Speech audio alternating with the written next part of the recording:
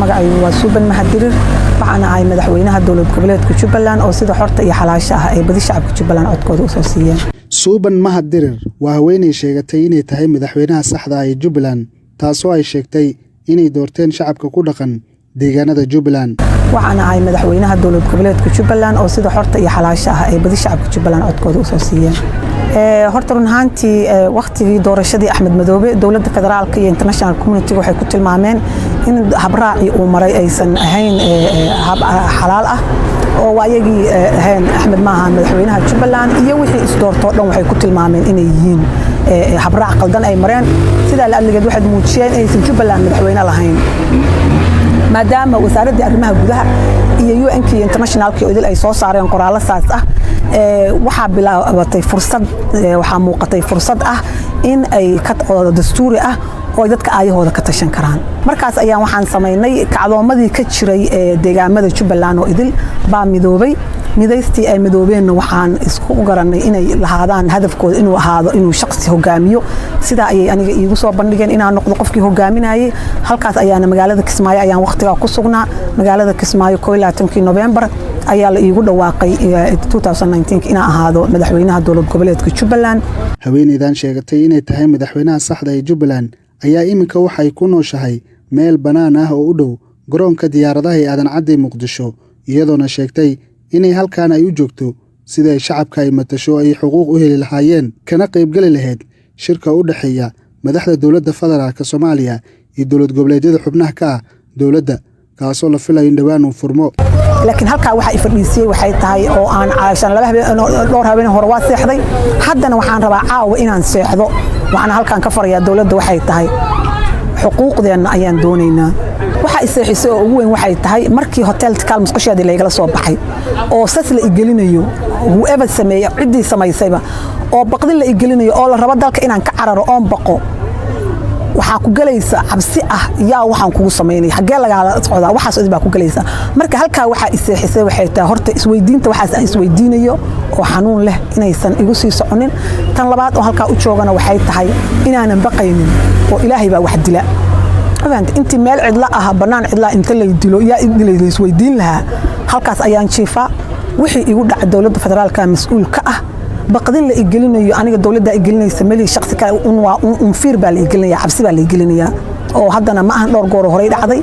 qof aan ku hayo oo aan dhihi karo qofkaas sameeyayna tuhno way igu jiraan laakiin ma jirto. Suuban Mahadirir haweeneyda sheegatay inay madaxweyne tahay ayaa sheegtay in xaqraad ay ku sameeyeen madaxda qaranka iyadoona shacabkeeda dartiisa ay halkan u fadhin doonto ilaa laga xaliyo arinteeda. Axmed Madoobe oo ah madaxweynaha Jubbaland ayay ka dalbatay inuu u tanaasulo si ay shacabka doortay ay u adeegto.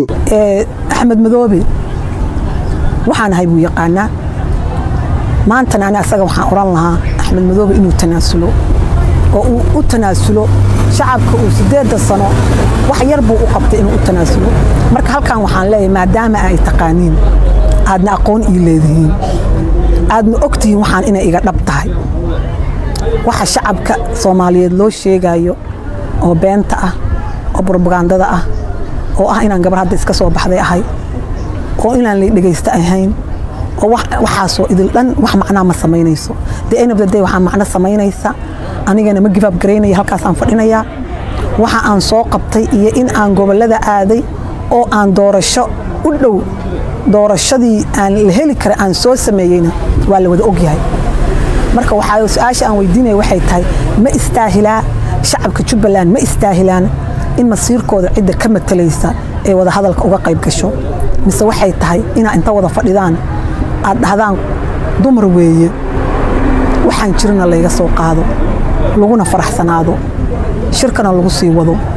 anna halka dhaxanta iigu dhacdo qorraxda iigu dhacdo marka damiirkooda haduu siiyay aniga damiirkayga ima siiyeen waxa ay sameynayaan inaan sameeyo marka waxa aan leeyahay maadaama aqoon ay ii leeyihiin waxaan leeyahay halkaas ayaan fadhinayaa waxa maalmahan dhan igu soo dhacayna waa wada daawanayseen waxa haddana haddaa igu sii daawataan dee Ilaahay baan tala saaranayaa wax kaloon dhihi kara ma leh Ilaahay goor maxaa ka ilaa shirka ka dhamaado. dhowr cisho ayay haweeneydan sheegatay inay tahay madaxweynaha Jubbaland ayaa ku hooyanaysa meeshan oo ah meel bannaan ah una dhow garoonka aadan cadday weliba hotel jaziira. cabdifataax muumin 5 TV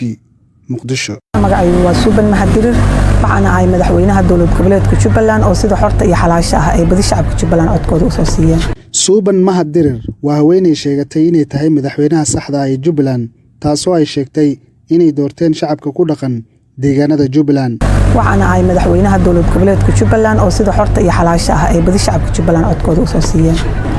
horta run ahaantii waqtigii doorashadii Axmed Madoobe dowladda federaalka iyo international community waxay ku tilmaameen in habraaci uu maray aysan ahayn xalaal ah oo waayagii ahayn Axmed maaha madaxweynaha Jubbaland iyo wixii isdoortoo dhan waxay ku tilmaameen inay yihiin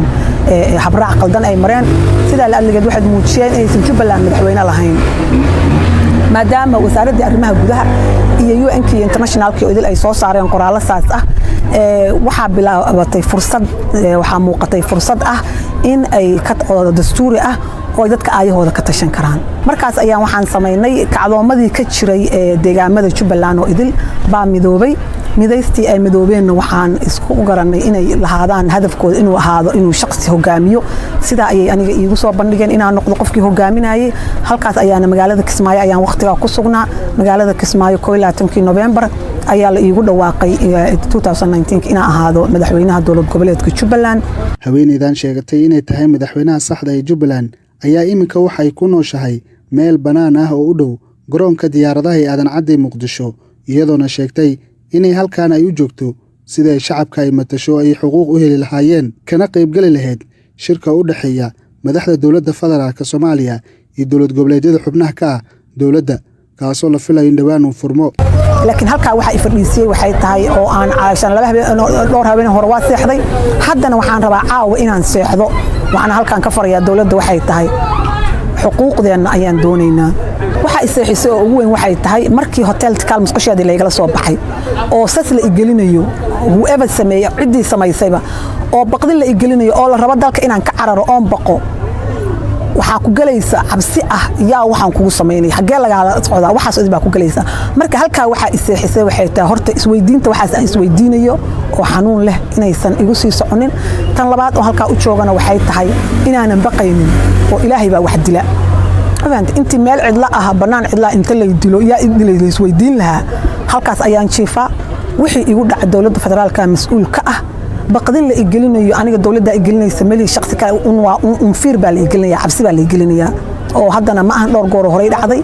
qof aan ku hayo oo aan dhihi karo qofkaas sameeyayna tuhno way igu jiraan laakiin ma jirto. Suuban Mahadirir haweeneyda sheegatay inay madaxweyne tahay ayaa sheegtay in xaqraad ay ku sameeyeen madaxda qaranka iyadoona shacabkeeda dartiisa ay halkan u fadhin doonto ilaa laga xaliyo arinteeda. Axmed Madoobe oo ah madaxweynaha Jubbaland ayay ka dalbatay inuu u tanaasulo si ay shacabka doortay ay u adeegto. Axmed Madoobe waxaan ahay buu yaqaanaa maanta ana asaga waxaan oran lahaa Axmed Madoobe inuu tanaasulo oo uu u tanaasulo shacabka uu 8 sano wax yar buu u qabtay inuu u tanaasulo marka halkan waxaan leeyahay maadaama ay taqaaniin aadna aqoon ii leedihiin aadna ogtihiin waxaan inay iga dhab tahay waxa shacabka Soomaaliyeed loo sheegayo oo beenta ah oo propagandada ah oo ah inaan gabar hadda iska soo baxday ahay oo inaan la dhageysta ahayn oo waxa soo idil dhan wax macna ma sameynayso the end of the day waxa macna sameynaysa anigana ma give up gareynay halkaas aan fadhinaya waxa aan soo qabtay iyo in aan gobolada aaday oo aan doorasho u dhow doorashadii aan la heli kara aan soo sameeyayna waa la wada ogyahay marka waxa su'aasha aan weydiinay waxay tahay ma istaahilaa shacabka Jubbaland ma istaahilaan in masiirkooda cid ka matalaysa ee wada hadalka uga qayb gasho mise waxay tahay in inta wada fadhidaan aad dhahdaan dumar weeye waxaan jirna la iga soo qaado laguna faraxsanaado shirkana lagu sii wado anna halka dhaxanta iigu dhacdo qorraxda iigu dhacdo marka damiirkooda haduu siiyay aniga damiirkayga ima siiyeen waxa ay sameynayaan inaan sameeyo marka waxa aan leeyahay maadaama aqoon ay ii leeyihiin waxaan leeyahay halkaas ayaan fadhinayaa waxa maalmahan dhan igu soo dhacayna waa wada daawanayseen waxa haddana haddaa igu sii daawataan dee Ilaahay baan tala saaranayaa wax kaloon dhihi kara ma leh ilaahay goorma halkan fadhiyo ilaa shirka ka dhammaado. dhowr cisho ayay haweeneydan sheegatay inay tahay madaxweynaha Jubbaland ayaa ku hooyanaysa meeshan oo ah meel bannaan ah una dhow garoonka Aadan Cadde waliba Hotel Jazeera. Cabdifataax Muumin 5TV Muqdisho.